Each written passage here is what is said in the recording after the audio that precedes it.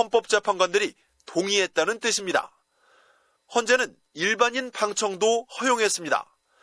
모레까지 인터넷 접수를 받아 일반인 방청석 20석을 배정하는데 첫날부터 신청이 폭주하고 있습니다. 8만 명 넘는 사람이 몰리면서 방청 신청 예약 페이지에 들어가는 데만 2시간 이상 걸리고 있습니다.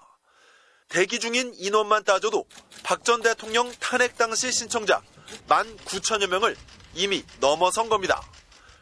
경쟁률도 노 전 대통령 때의 20대 1, 박 전 대통령 때의 796대 1을 넘어 사상 최고치를 기록할 전망입니다.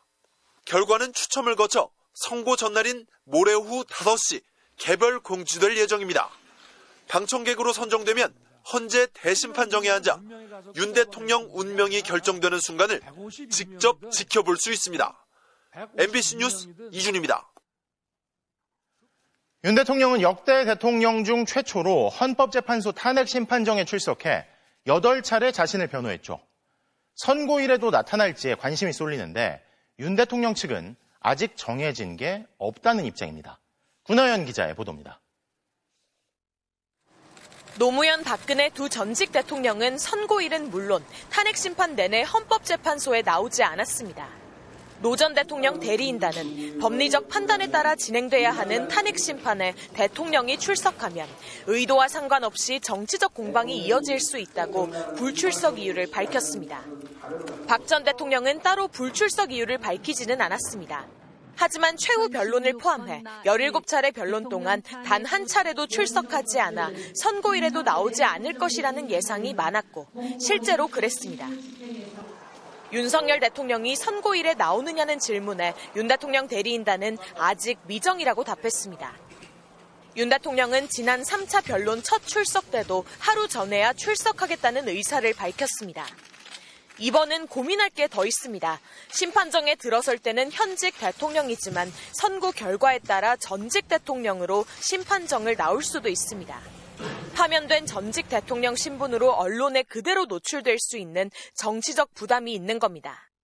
그렇더라도 지지층 결집을 노리고 헌재에 출석할 가능성도 있습니다. 윤 대통령은 헌재 변론을 통해 줄기차게 정치적 메시지를 내왔습니다. 거대 야당과 내란 공작 세력들은 이런 트라우마를 악용하여 국민을 선동하고 있습니다. 윤 대통령이 선고 결과에 승복할지도 관심이 쏠립니다. 헌재 결론이 나왔을 때 대통령께서는 좀 받아들이겠다는 입장을 좀 보이셨는지. 법의 테두리 내에서 현명한 결정이 나올 것이라고 기대를 하고 있습니다. 야권은 물론 여권 일각에서도 대통령이 승복 선언을 해야 한다는 요구가 나오고 있지만 아직 윤 대통령 측은 명확한 입장을 내놓지 않고 있습니다. MBC 뉴스 군하연입니다. 한덕수 권한대행과 대행이었던 최상목 부총리가 국회가 선출한 마은혁 헌법재판관을 임명하지 않으면서 결국 대통령 탄핵 심판의 결론은 재판관 8명이 내리게 됐습니다. 헌재가 금요일 선고를 확정하면서 재판관들 의견이 어느 정도 모였을 거라는 주장에 힘이 실리고 있습니다. 이혜리 기자입니다. 윤석열 대통령 탄핵 심판 선고는 헌법재판관 1명의 자리가 채워지지 않은 채 8인 체제로 결론나게 됐습니다. 헌법재판소는 마은혁 헌법재판관 후보자를 임명하지 않은 건 위헌이라고 재차 확인했습니다. 하지만 헌법수호 의무를 지닌 국정 최고 운영자 한덕수 대통령 권한대행은 목리를 부렸습니다. 일주일 넘도록 침묵했습니다. 이러는 사이 5대3 교착설이 확산하며 여야 갈등은 격화됐습니다. 재판관 의견이 5대3으로 갈려 윤 대통령 탄핵 선고 기일을 지정하지 못하고 있다는 섣부른 추측을 일부 언론이 제기하고 정치권이 호응한 겁니다. 이런 상황에서 헌재가 선고 일정을 전격 발표한 건 시사하는 바가 크다는 분석입니다. 헌재의 상황을 5대3으로 보기 어렵다는 방증이 될 수 있기 때문입니다. 그동안 헌재는 재판관 1명의 부재로 5대3으로 의견이 갈리는 경우 1명이 충원될 때까지 선고를 피해왔습니다. 그 1명으로 결과가 완전히 달라지기 때문입니다.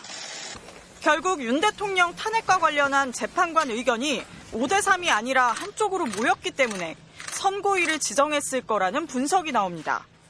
완전한 의견 일치가 아닌데도 불구하고 선고일을 지정했을 거라고 하는 거는 우리가 생각하기가 어려울 것 같아요. 박근혜 전 대통령 탄핵 심판 당시에도 선고 직전까지 5대3 기각설, 6대2 인용설 등 추측이 난립했지만 헌재는 전원일치로 파면을 결정했습니다. 박 전 대통령 몫으로 임명됐거나 당시 여당이 선출한 재판관 3명 모두 대통령 탄핵소추안 인용에 손을 들었습니다. 윤 대통령의 비상계엄 선포 위헌 위법성을 오랜 기간 따져본 헌재가 국론 분열과 갈등을 최소화하기 위해 최대한 일치된 의견으로 결론을 내릴 가능성이 높다고 헌법학자들은 입을 모으고 있습니다. MBC 뉴스 이혜리입니다. 헌법재판소의 결론은 즉시 파면 아니면 즉시 직무 복귀입니다. 수사의 속도가 붙느냐 아니면 제2의 계엄도 가능한 상황이 되느냐. 헌재 결정에 따라 어떤 일이 벌어질지 윤상문 기자가 정리했습니다. 헌법재판관 8명 중 6명 이상이 인용 의견을 밝혔다면 윤석열 대통령은 파면됩니다. 문형배 헌법재판소장 권한대행이 심판정에서 파면한다는 주문을 읽는 즉시 효력이 발생합니다. 윤 대통령은 한남동 관저에서 퇴거해야 합니다. 경호, 경비를 제외한 모든 예우가 박탈되고 연금도 받을 수 없습니다. 대통령의 형사상 불소추 특권도 사라져 줄수사로 이어질 수 있습니다. 경찰은 이미 내란 우두머리 혐의 수사 당시 체포영장 집행을 방해한 혐의로 윤 대통령을 입건한 상태입니다. 서울중앙지검에서 하고 있는 명태균 수사와 공수처의 최상병 외압 의혹 수사 등도 탄력을 받을 수 있습니다. 12.3 비상계엄 사태 수사가 군사적 충돌을 일부러 일으키려 했다는 외환 유치 의혹 수사로 확대될 수 있다는 전망도 나옵니다. 선거관리위원회는 60일 이내 대통령 선거를 실시합니다. 하지만 재판관 8명 중 3명 이상이 기각 또는 각하 의견이라면 탄핵안 역시 기각되거나 각하됩니다. 윤 대통령은 직무에 복귀해 모든 권한을 되돌려받습니다. 국군 통수권자로서 이번 비상계엄에 참여했던 특수전 사령부, 수도방위 사령부, 방첩 사령부에 다시 병력 이동도 지시할 수 있습니다.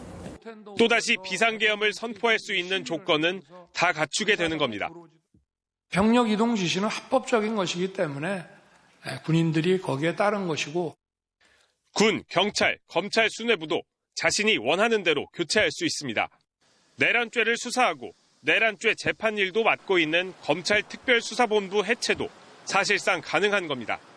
내란 우두머리 혐의를 받고 있는 윤 대통령에 대한 재판은 그대로 진행돼 현직 대통령이 2주에 2-3차례 법정에 출석하는 사상 초유의 일이 벌어지게 됩니다. 대통령 직무수행을 이유로 불출석한다면 재판 기간은 늘어날 수 있습니다. 재임 기간 형이 확정된다면 내란 공범들에 대한 특별 사면은 물론 이론적으로는 자신에 대한 셀프 사면도 가능합니다. MBC 뉴스 윤상문입니다. 비상계엄을 선포합니다. 비상계엄을 선포합니다. 가결되었음을 선포합니다. 저는 그것도 다분히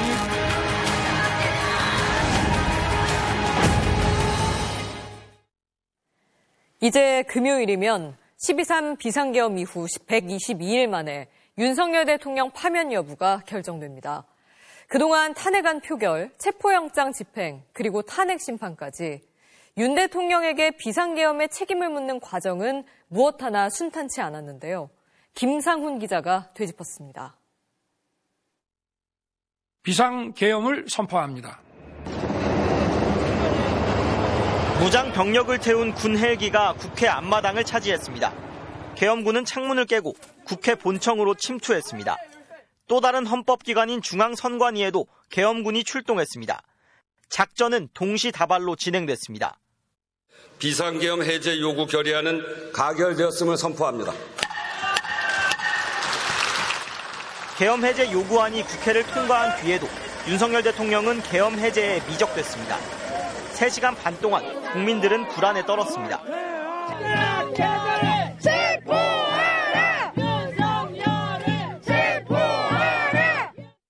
헌법과 민주주의를 위협한 책임을 묻는 과정도 순탄치 않았습니다. 첫 탄핵 표결 시도는 무산됐습니다. 국민의힘 의원 대다수가 표결에 참여하지 않았습니다. 일주일 뒤 2번째 시도 끝에 윤 대통령 직무가 정지됐습니다. 찬성 204표, 의결 정족수보다 4표 더 많았습니다. 가결되었음을 선포합니다. 탄핵 재판은 수사와 동시에 진행됐습니다. 법적, 정치적 책임 문제를 회피하지 않겠다던 윤 대통령 약속은 사라져버렸습니다. 1차 체포영장 집행은 차벽과 인간띠에 가로막혀 무산됐고 2차 집행 때 윤 대통령은 체포됐습니다. 탄핵 심판도 순조롭지 않았습니다. 헌법재판소가 보낸 서류는 18차례 반송되거나 배달되지 못했습니다. 윤 대통령 측이 이의 신청과 기피 신청을 반복하면서 법 기술로 시간을 끈다는 비판이 나왔습니다. 윤 대통령은 헌재에 모두 8차례 출석해 156분 발언했습니다. 자신에게 불리한 증언은 정치 공작으로 몰아가며 비상계엄은 경고성이었다는 논리를 펼쳤습니다. 무력으로 국민을 억압하는 계엄이 아니라 계엄의 형식을 빌린 대국민 호소입니다. 국회 측은 계엄 선포는 명백한 위헌행위라며 윤 대통령을 파면해 헌법 수호의 의지를 보여달라고 요구했습니다. 국군 병력을 함부로 동원해서 헌법기관과 헌법 체계를 공격함으로써 헌법 수호자 겸 국군 통수권자로서의 능력과 자격이 없음을 스스로 증명한 사람을 대통령직에 복귀하게 할 수는 없습니다. 이후 윤 대통령이 법원의 구속 취소로 석방되면서 사법 정의 문제가 다시 불거졌습니다. 심우정 검찰총장이 수사팀 반발까지 꺾어가며 법원 결정에 불복 없이 그냥 윤 대통령을 풀어준 겁니다. 8명의 재판관은 이제 윤 대통령 파면 여부를 결정합니다. 대한민국은 민주주의의 복원과 퇴보에 중대한 갈림길에 서 있습니다. MBC 뉴스 김상훈입니다. 윤 대통령 탄핵 심판 선고 당일 재판은 어떻게 진행될까요? 역대 대통령 사건 전례를 비춰보면 재판을 시작하고 약 20분 만에 파면 여부가 판가름 났는데요. 이번에도 그럴지 김세영 기자가 짚어봤습니다. 박근혜 전 대통령은 바로 이때 파면됐습니다. 주문, 피청구인 대통령 박근혜를 파면한다. 2017년 3월 10일 오전 11시 21분. 탄핵심판 선고 효력은 이렇게 주문을 읽는 동시에 발생합니다. 이정미 헌법재판소장 권한대행이 시간을 확인한 것도 이 때문입니다. 지난 2014년부터는 결정문 첫 장에도 선고일시가 분단위까지 명시됩니다. 박 전 대통령 탄핵심판 결정문에도 나옵니다. 헌재 결정 가운데 몇 시 몇 분에 선고했는지 밝히는 건 탄핵심판이 유일합니다. 시간에 따라 탄핵심판 당사자인 피청구인과 권한대행 중 누구에게 책임 소재가 있는지 갈리기 때문입니다. 최근 탄핵심판 사건에서도 시간을 확인했습니다. 탄핵 사건이므로 선고 시각을 확인하겠습니다. 지금 시간은 주문 이 사건 심판 청구를 기각한다. 역대 대통령 탄핵심판 사건 선고는 재판 시작 후 20분 안팎에 이뤄졌습니다. 박근혜 전 대통령 때는 21분, 노무현 전 대통령 때는 25분만이었습니다. 재판은 주문을 읽고 나서 1, 2분 뒤에 끝났습니다. 윤 대통령 탄핵심판 사건 주문은 재판장인 문형배 헌재소장 권한대행이 읽습니다. 재판관 전원 일치의 경우에는 결정 요지를 먼저 설명한 뒤 주문을 나중에 읽고 전원 일치가 아니면 반대로 한다고 실무 지침서에 나오지만 꼭 이대로 하는 건 아닙니다. 전원 일치 파면 의견이었던 박 전 대통령 사건이나 재판관 의견이 엇갈렸다고 알려진 노 전 대통령 사건 모두 주문은 뒤에 읽었습니다. 대통령 사건 전례를 따른다면 윤 대통령 사건 주문도 뒤에 읽을 가능성이 높습니다. 주문을 언제 읽을지, 선고 요지 분량은 얼마나 할지 모두 비공개가 원칙인 재판관 평의에서 결정되는 만큼 선고일 당일까지 공개되지 않습니다. MBC 뉴스 김세영입니다. 국민의힘은 헌법적인 불안정 상태가 해소될 수 있게 됐다며 환영하면서 내심 기각을 기대하는 분위기입니다. 다만 당내 일각에선 공개적으로 언급하진 못하면서도 조기 대선을 준비해야 하는 것 아니냐는 반대 목소리도 나왔습니다. 지윤수 기자입니다. 헌법재판소가 윤석열 대통령 탄핵심판 선고일자를 확정하자 대통령실은 차분하게 헌재의 결정을 기다리겠다고만 밝혔습니다. 국민의힘은 즉각 환영 입장을 냈습니다. 헌법적인 불안정 상태를 해소할 수 있게 돼서 굉장히 다행으로 생각을 합니다. 국익을 고려하고 또 아주 중립적이고 공정하게 국가와 국민의 운명을 바꿀 정도로 중대한 일이니 공정하게 판단해달라고 당부하면서 헌재 결정에 승복하겠다고 했습니다. 그러면서 헌재가 더불어민주당의 압박에 굴복해선 안 된다고도 주장했습니다. 민주당은 인민재판을 방불케 할 정도로 헌재에게 특정한 판결을 강요하고 당장 중단해 주기 바랍니다. 민주당의 압박이 부당하다고 비판한 건데 정작 여당 중진 의원들은 기각만이 답이다. 각하 기각 결정을 통해 헌법 수호기관으로서 본분을 다해야 한다며 헌재에 대한 공개 압박을 이어갔습니다. 절차적인 불공정, 불법, 위법 너무나도 많이 자행된 게 대통령의 탄핵 심판 과정이었다. 그래서 당연히 기각 각하된다.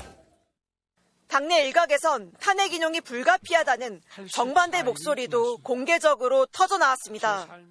헌법이 보장되어 있는 많은 부분을 대통령이 말살시키겠다는 그런 행위에 대해서 헌법재판관들께서 현명한 선택을 하지 않겠나. 일부 의원들은 MBC와의 통화에서 지도부가 승복하겠다는 건 기각뿐 아니라 인용도 염두에 둔 것이다. 언제까지 과거에 머무를 수 없다. 만약 인용되면 지도부는 사퇴하고 새 지도부로 대선 준비에 나서야 한다고 말했습니다. 아직 조기 대선을 입에 올리지 못하는 여권 잠룡들은 저마다 승복을 강조하며 신중한 입장을 유지했습니다.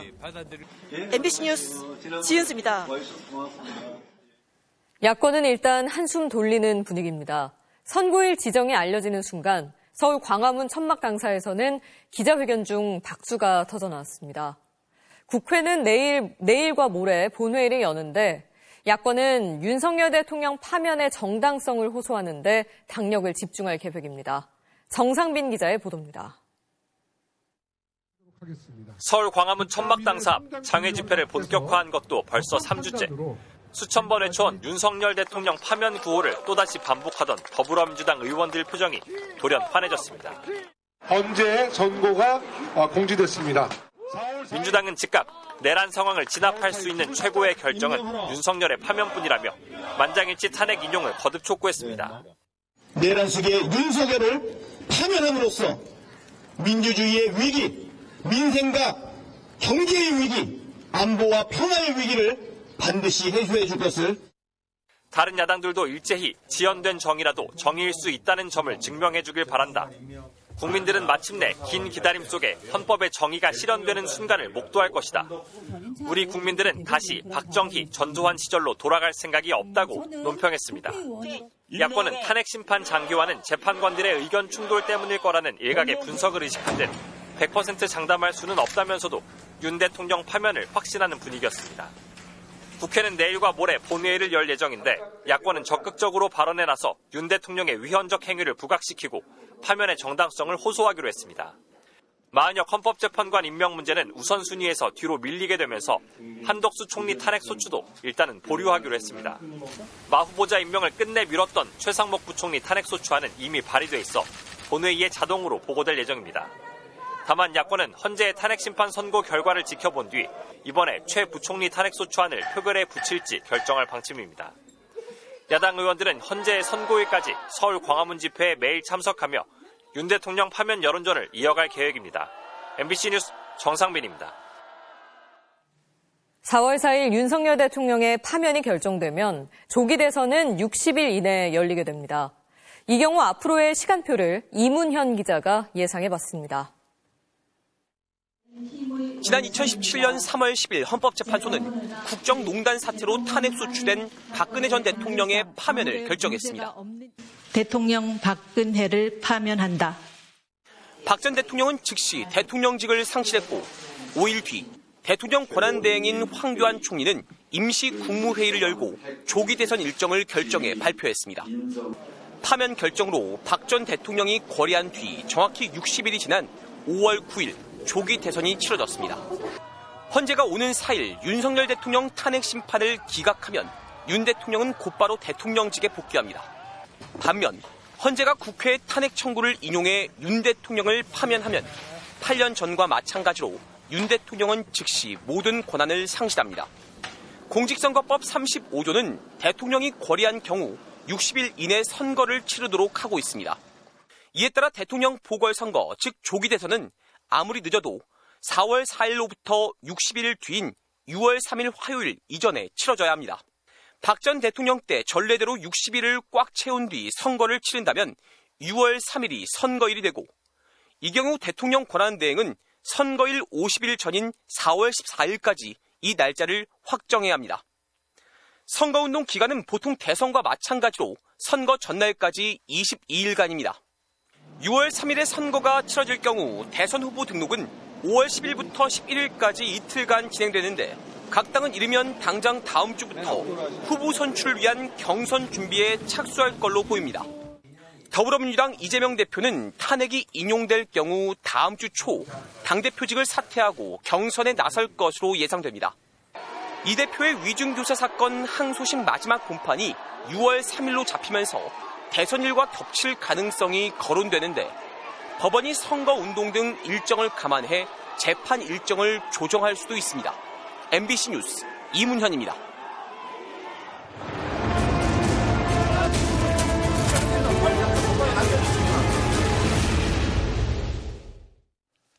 (12월 3일) 밤 국회에 투입된 계엄군 여럿이 혼자 있던 기자를 끌고 가며 눌러서 제압하고 뒤에서 케이블 타이로 포박하려 했던 CCTV 영상이 뒤늦게 확인됐습니다.